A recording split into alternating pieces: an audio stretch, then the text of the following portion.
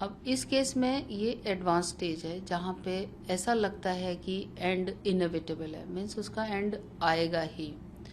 ऐसी स्टेज में हमने जो 3 डिकेड्स में प्रैक्टिस की है जहाँ पे एंड इनएविटेबल होता है, जहाँ पे हमको लगता है कि अब पेशेंट को सरवाइव नहीं किया जा सकता और कोई सी भी चीज़ करें पेशेंट सरवाइव नहीं करेगा, तो हम उसमें कोई ऐसा वर्ड यूज़ नहीं करते। हमारे हर एफर्ट होता है उसमें कोई यूथेनेसिया वर्ड नहीं होता, बल्कि एक अच्छा पैलेटिव केयर फिजिशियन होता है, वो हर संभव कोशिश करता है कि वो उसका एंड को प्रोलॉन्ग नहीं करे, कोई सा भी सपोर्ट देके जो हम एंड प्रोलॉन्ग करते हैं वो नहीं हो, और उसकी डेथ को हैसन नहीं करे दवाइयाँ देके। जो यूथेनेसिया होता है, जिसमें एक्टिव यूथेनेसिया होता है, उसमें ऐसा होता है कि हम डेलिबरेटली मेडिसिन देके एंड को हैसन करते हैं, वो पैलेटिव केयर नहीं करता। पैलेटिव केयर और यूथेनेसिया 2 अलग अलग टर्म्स हैं।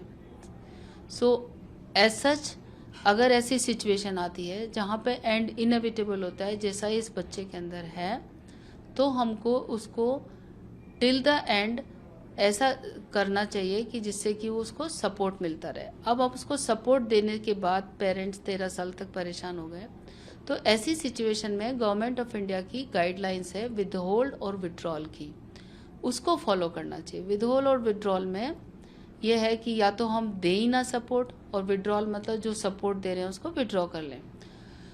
तो उसके लिए एक स्पेसिफिक प्रोटोकॉल बना हुआ है, वो फॉलो करना चाहिए।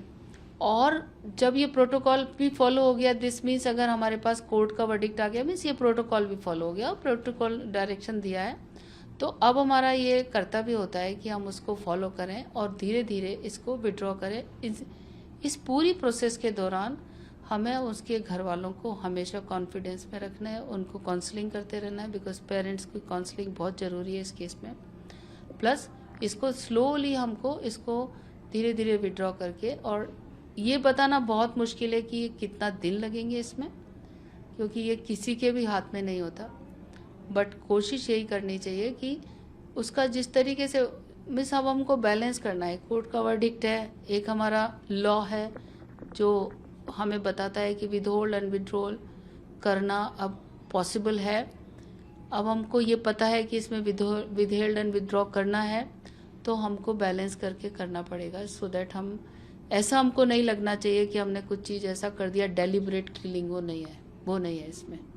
For more such videos, subscribe to the NewsX YouTube channel, hit the bell icon.